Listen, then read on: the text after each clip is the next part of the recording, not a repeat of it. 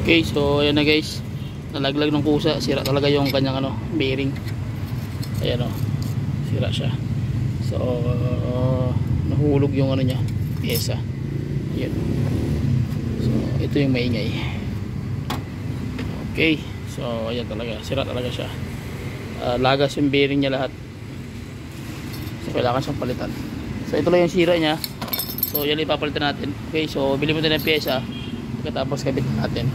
So yun lang mga basic pointers para malaman nyo. Pero ayun kasi sira talaga yun may galaw na Ang problema ng kanyang main crankshaft pulley is kailangan siyang i-pull out. So magagayari pa open ang engine, general overhaul yan. Kung halimbawa may problema yung kanyang main journal lock, yung kanyang hukay doon sa kanyang kilak.